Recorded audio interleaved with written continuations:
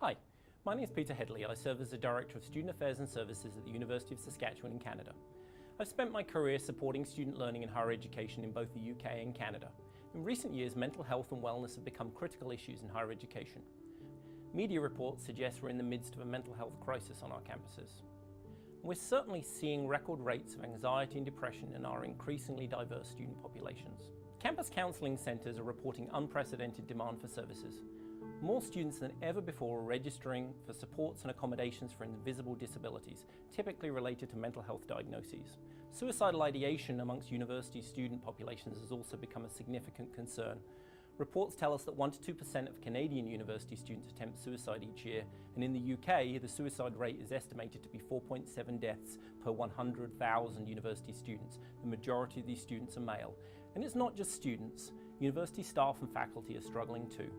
Research suggests that rates of mental illness in academic staff can be up to 3 to 4 times higher than in the general population. And many staff in academic units and student services are also feeling the strain from increased pressures and struggling with their own health.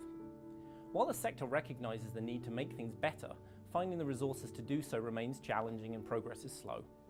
Here at the University of Saskatchewan, recognising the issues our campus community was facing, we set ourselves the ambitious goal of creating and implementing a wellness strategy to support the health and well-being of everyone on campus, students, faculty and staff, within 2 years. As we developed our own framework, we recognised that traditional approaches to wellness tended to be siloed, dividing supports and approaches between students and employees, as if one has no relation with the other. There was also typically a differentiation between physical and mental health, which we recognised to be often unhelpful for those needing support. Part of the barrier to people getting help they needed was around stigma and talking about mental health issues for fear of judgment or repercussions.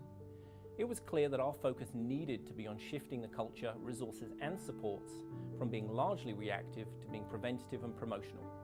This would enable an integrated, multi-dimensional approach to wellness on campus as part of our new Be Well brand and approach.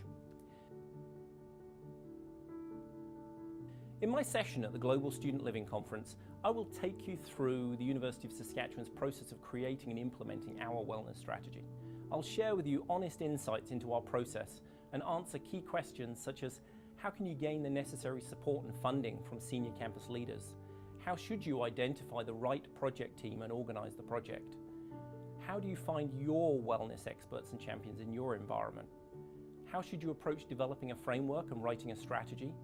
And how can you measure success and demonstrate progress? Most of all, how do you go about rebuilding a plane that's already in the air? I'll share the lessons that I've learned, which I hope will help you going through your own process of avoiding some of the barriers and pitfalls we faced. I look forward to meeting you and talking to you in London on June the 25th. And until then, be well.